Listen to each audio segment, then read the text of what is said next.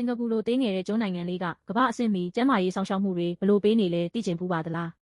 ဒီဗီဒီယိုလေးမှာစင်ကာပူရဲ့ healthcare clusters တွေအကြောင်းပြောပြပေးသွားပါမယ် healthcare cluster ဆိုတာဆေးရုံဆေးခန်းတွေပူးပေါင်းပြီးလူနာတွေကိုပြည့်စုံတဲ့စောင့်ရှောက်မှုပေးနိုင်အောင်ဖွဲ့စည်းထားတာဖြစ်ပါတယ်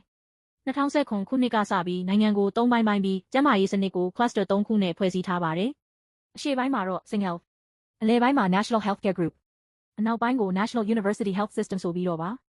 နိုင်ငံသားတွေဟာကိုယ်နဲ့နီးစပ်ရာဆေးရုံဆေးခန်းမှာဆေးကုသမှုခံယူနိုင်ပါတယ်။အရှေ့ပိုင်း SingHealth Cluster ရဲ့အကြီးဆုံးဆေးရုံကြီးကတော့ Singapore General Hospital ခေါ်စင်ကာပူအထွေထွေဆေးရုံကြီးပါ။ပြီးရင်ချန်ကီဆေးရုံနဲ့စိန်ကန်းဆေးရုံတို့ပါဝင်ပါတယ်။ SingHealth အောက်မှာဆိုရင်နိုင်ငံရဲ့တစ်ခုတည်းသောအမျိုးသမီးနှင့်ကလေးဆေးရုံကြီးဖြစ်တဲ့ KK အမျိုးသမီးနှင့်ကလေးဆေးရုံရှိပါတယ်။အလယ်ပိုင်းရဲ့ဆေးရုံကြီးကတော့ဒနောက်စိန်ဆေးရုံကြီးပါ။ပြီးရင် Woodland ဆေးရုံနဲ့ကူတက်ပေါက်ဆေးရုံတို့လည်းပါဝင်ပါတယ်။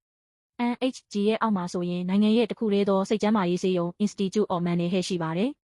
အနောက်ပိုင်းကိုတာဝန်ယူဆောင်ရှောက်ပေးနေတာကတော့ NUHS ဖြစ်ပါတယ်။ဒီအောက်မှာတင်ကြားရေးတက္ကသိုလ်ဆေးရုံကြီး National University of Health ပါဝင်ပါတယ်။ပြီးရင်တော့ Alexandra ဆေးရုံနဲ့ On တိန်ဖုန်ထွေထွေဆေးရုံတို့ရှိပါတယ်။ဒါတွေဟာဆေးရုံကြီးတွေပဲရှိပါသေးတယ်။ဆေးရုံကြီးတွေနဲ့ချိတ်ဆက်ထားတဲ့ Community ဆေးရုံလို့ခေါ်တဲ့ပေါင်းကူးဆေးရုံတွေလည်းများစွာရှိပါတယ်။ဥပမာပေးရရင် Utran ဆေးရုံ Yishun ဆေးရုံ စိန်ကန်းနဲ့ရန်ချစ်ဆေးရုံမျိုးတွေပါ။ဒါတွေမကသေးပါဘူး။နိုင်ငံတော်ဝန်မှာ Polyclinics လို့ခေါ်တဲ့ဒေသန္တရဆေးခန်းတွေလည်းများစွာရှိပါတယ်။ဒီနေ့ကတော့ဒီလောက်ပါပဲ